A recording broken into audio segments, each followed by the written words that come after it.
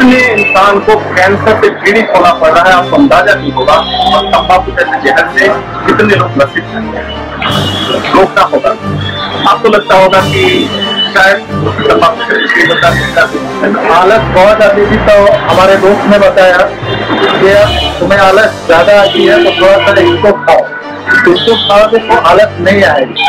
तो मैंने एक रजनीगंधा लिया था, तो 3 बार एक रजनीगंधा को खाया था, वो भी बगैर कुछ का। फिर वही पढ़ाई करने के लिए गया, तो जब वहां पे गया तो रजनीगंधा खाता था और कुछ यूज नहीं करता था, तो भी आलस आना चालू हो गया। तो जब हम उससे फिर बोले कि यार इससे भी तो आलस नहीं होती है, उसने बोला थोड़ा सा तुलसी मिला कर। मतलब आपको जहर से घेरा गया दोस्तों के साथ। क्या आप क्या महसूस कर रहे हैं सर? अब तो ऐसा महसूस कर रहे हैं कि मतलब हम बहुत ये महसूस कर रहे हैं कि आपको ये सब नहीं करना चाहिए, लेकिन एक आदत की हो चुकी है।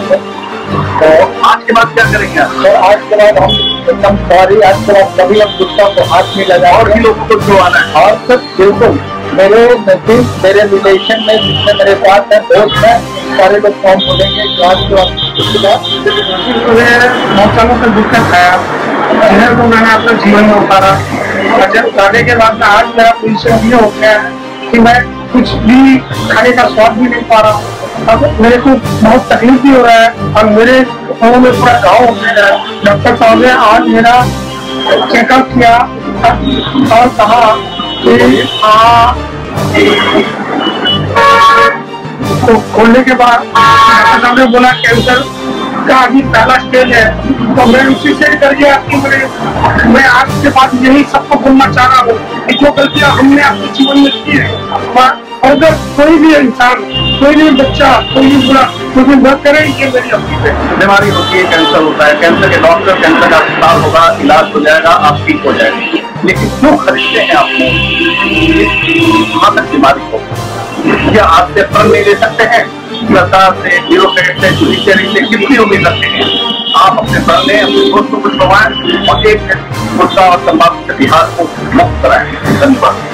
नमस्कार, मैं हूं तृप्ता आर्या। इंडियाज 18 में आप सभी का स्वागत है। जैसा कि 31 मई और सभी को पता है कि आज वर्ल्ड टबैको डे है, और आज इस पर बात करने के लिए आज हमारे साथ जुड़ेंगे डॉक्टर अंशुमन, जाने माने कैंसर विशेषज्ञ।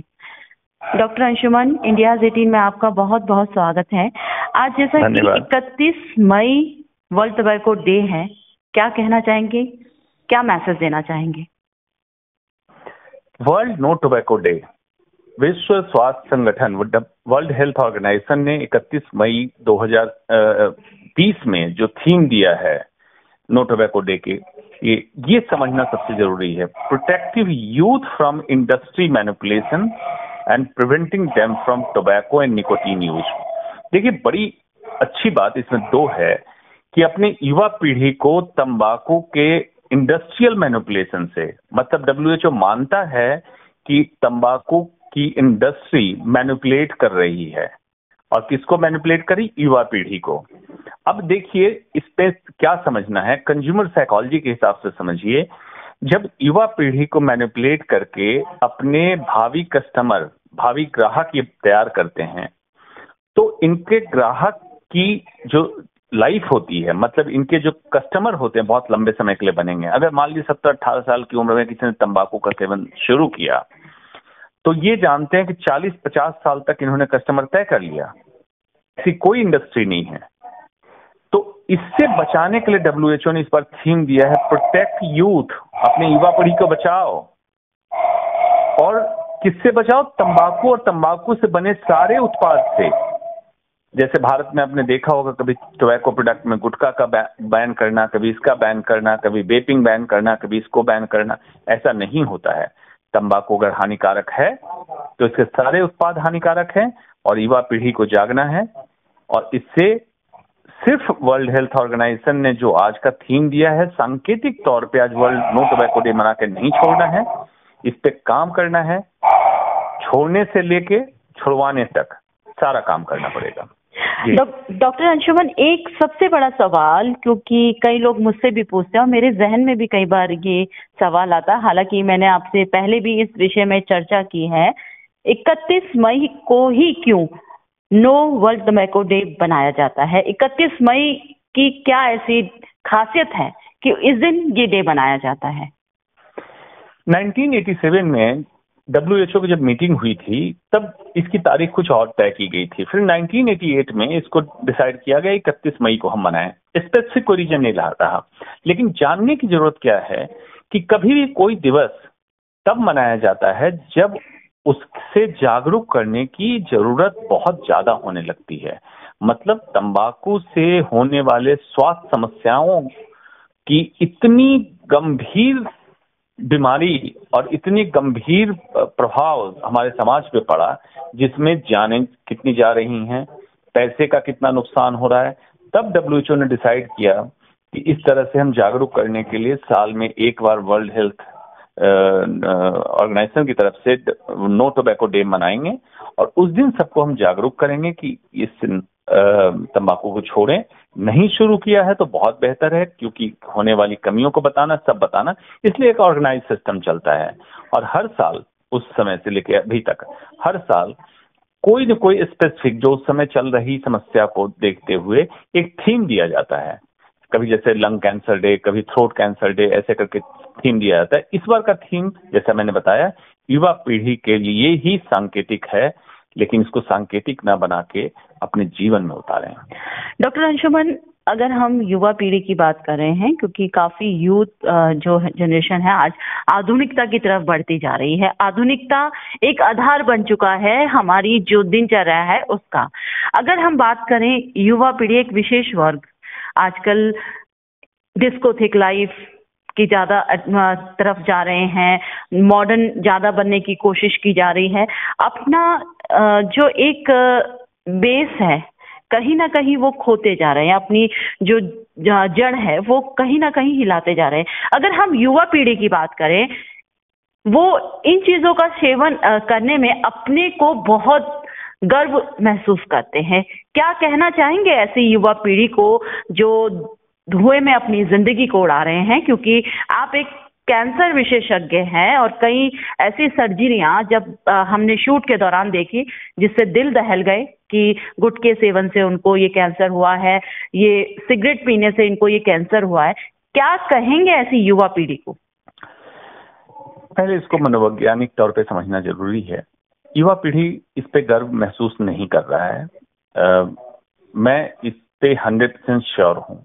हाँ, 2-4 शब्द ऐसे निकले वेस्टर्न वर्ल्ड से जो हमारे युवा पीढ़ी पे थोप दिया गया, कूल, चिल आउट, इस तरह के शब्द, इसमें गुमराह होकर युवा पीढ़ी को लगता है यही स्टेटस सिंबल है और ये कुछ कूल दिखाने का एक तरीका है। इसमें बहुत बड़ा कंट्रीब्यूशन रहा एडवर्टीजमेंट वर्ल्ड का और फिल्म इंडस्ट्री का। फिल्म इंडस्ट्री को जो ग्लैमराइज किया जाता है, हिंदुस्तान को फिल्म इंडस्ट्री का ग्लैमराइजेशन बंद करना चाहिए। जस्ट एक इंटरटेनमेंट तक ही उसको समझा जाए।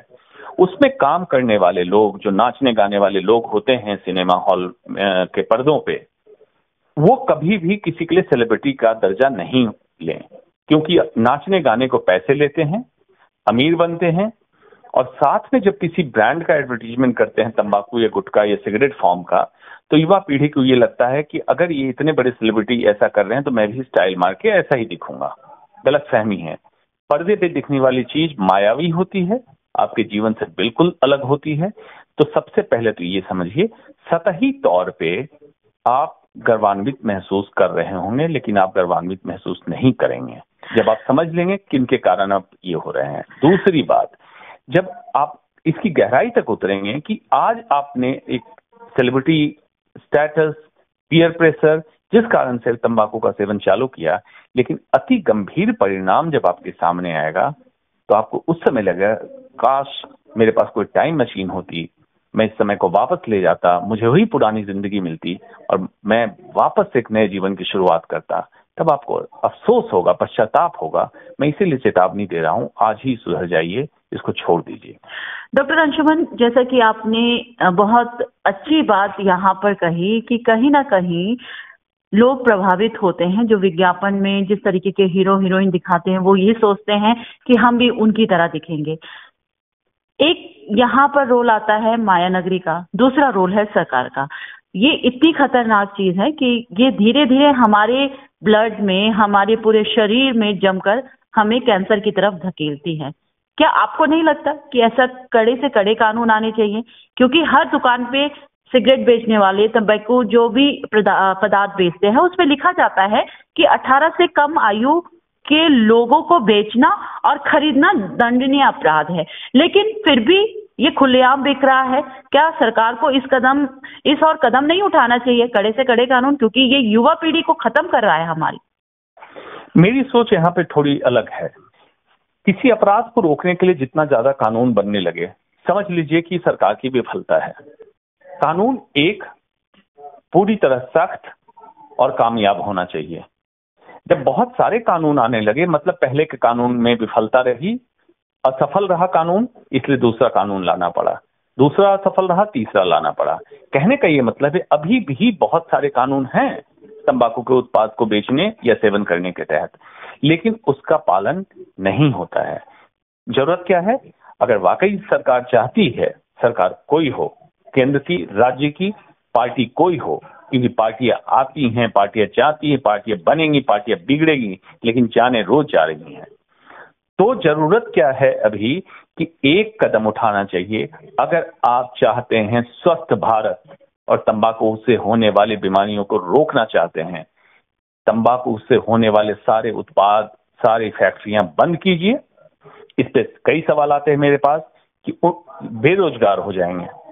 अभी जो इतने लोग बेरोजगार हो रहे हैं कोरोना काल में, उनके बारे में सरकार क्या सोच रही है? नहीं सोच रही है। तो बेरोजगार उनकी बात नहीं है, मैं उनके रोजगार की व्यवस्था बताता हूं क्या होता है। तंबाकू उत्पाद करने वाले किसान बहुत सारे अलग किसानी कर सकते हैं, जैसे दलहन की खेती बहुत अच्छी होगी उसी सॉइल में। उस इंडस्ट्री में काम करने वाले लोग अलग इंडस्ट्री में भी काम कर सकते हैं, लेकिन कितनी जानें बच जाएंगी?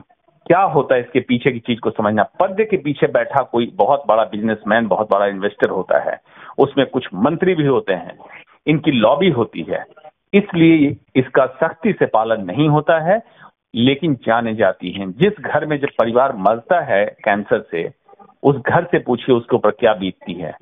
आपको डिमांड करना पड़ेगा कि तंबाकू और तंबाकू से होने वाले खतरनाक जघन्य अपराध है, इसको पूरी तरह बैन करना है भारतवर्ष में।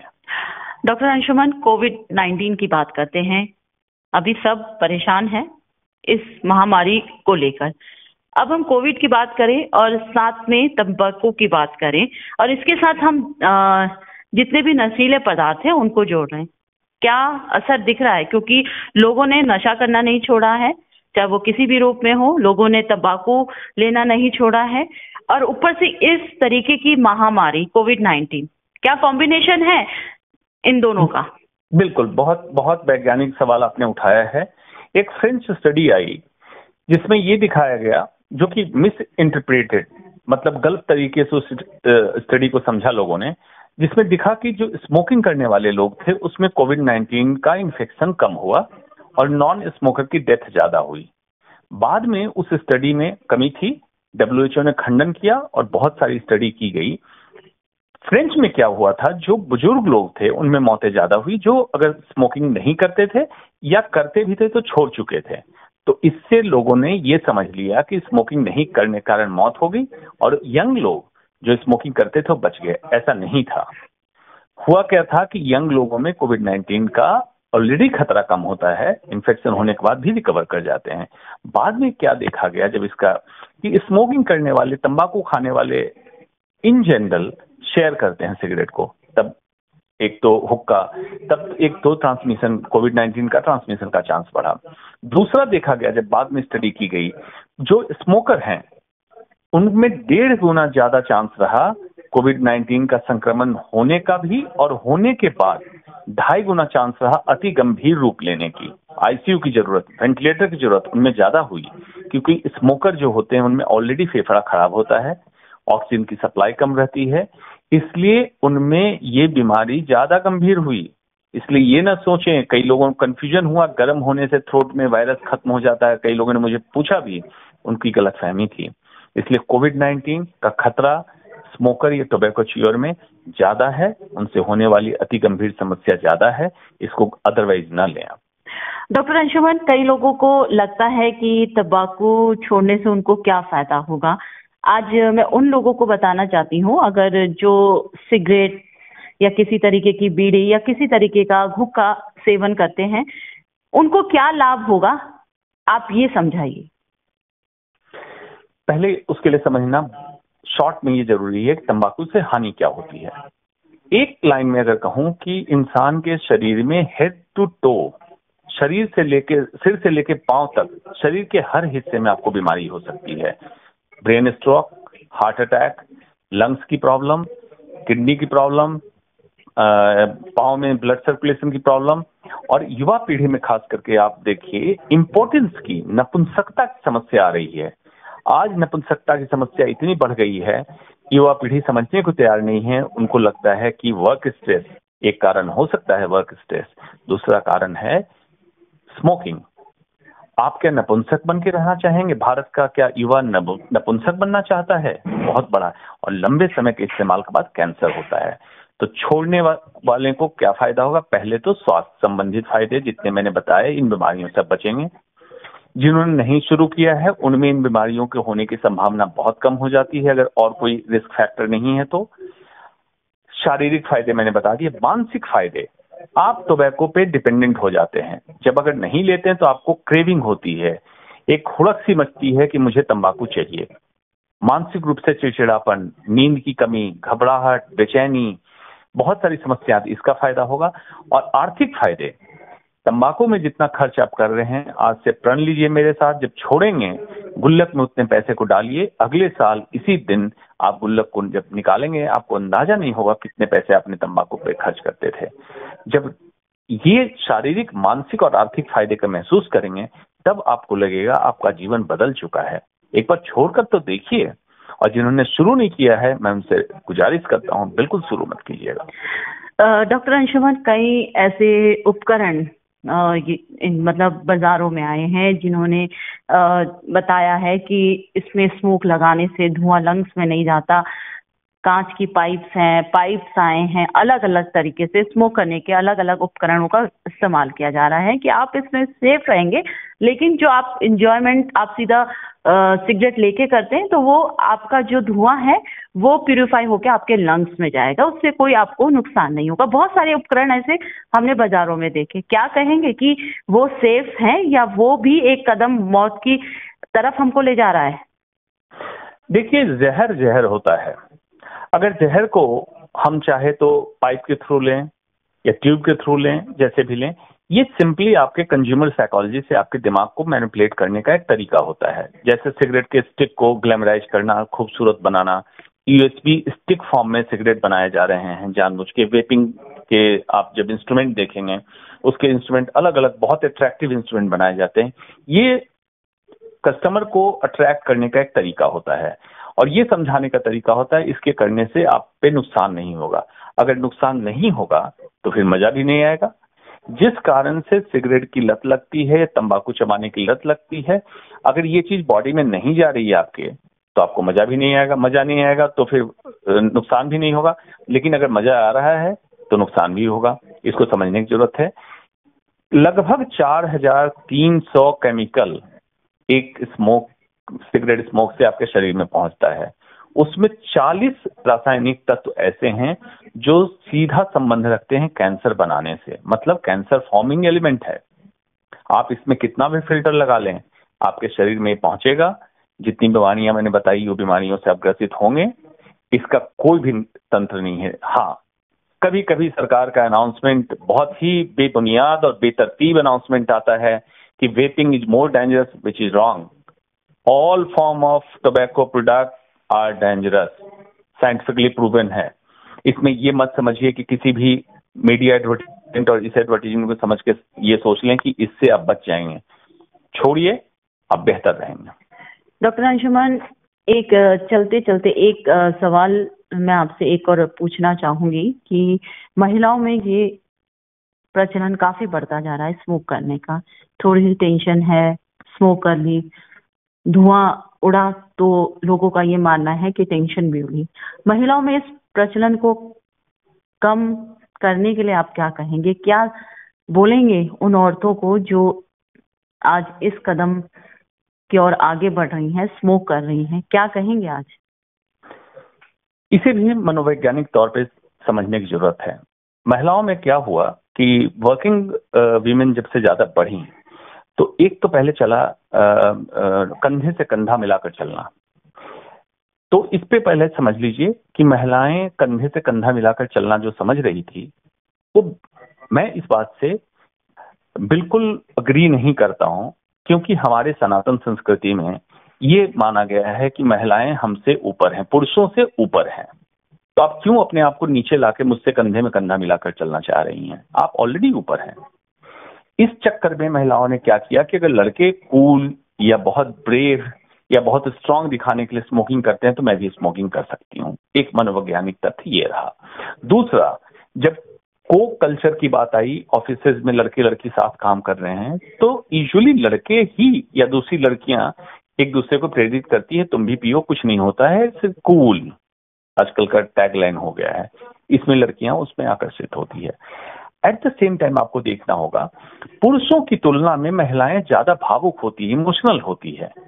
एक बार इसकी लत में अगर पड़ जाती है तो महिलाओं को इसको जब छोड़ना चाहती है तो ज्यादा कठिनाई का सामना करना पड़ता है बनिस्पत की पुरुष को। इसलिए महिलाओं को मैं रिक्वेस्ट करूंगा, मेरी बात मानिए, अगर विश्वास नहीं है आपको, आप इसके लत में ना पड़ें। और स्क्रीन पे दिखने वाले कूलनेस नहीं है। महिलाओं का सौंदर्य बाहर जितना है उससे ज्यादा सौंदर्य उसके अंदर है, उसकी मुलायमियत, उसकी ममता, उसका प्यार इतना बड़ा सौंदर्य है कि आप इसी से इतना बड़ा और आपके आसपास है। आपको कूल बनने की जरूरत नहीं है। आपकी कूलनेस उसमें झलकेगी जब आपका ग्रेस आपके चेहरे पे दिखेगा। इससे अर्ली एजिंग होती है, प्रीमैच्योर फेस रिंकलिंग आ जाती है, झुर्रियां आती हैं, बाल आप जल्दी सफेद होते हैं, बहुत सारी अलग अलग समस्याएं हैं। इसलिए महिलाओं खास करके मैं कहूंगा, आप काम उतना ही करें, चाहें तो मर्दों से ज्यादा करें। आपके अंदर कैपेसिटी है। हमारे पहले भी संस्कृति संस्कार में दिखाया गया, देवियां ज्यादा शक्तिशाली रही हैं। आप इन चीजों का सहारा मत लें ये दिखाने के लिए आप ब्रेव हैं। आप ब्रेव हैं, आप उसका सामना दूसरे तरीके से कीजिए। किसी वैशाखी का सहारा मत लीजिए। सिगरेट, तंबाकू आपके लिए वैशाखी का काम करता है, इससे दूर रहें। कितने प्रकार के कैंसर होते हैं एक स्मोकिंग की आदत से? स्मोकिंग एक तरीका है, लेकिन मैं तो तंबाकू को पूरे को कह रहा हूं, चाहे चबाने वाला तंबाकू हो, सिगरेट हो, खैनी हो, गुटखा हो या किसी भी तरीके तंबाकू हो।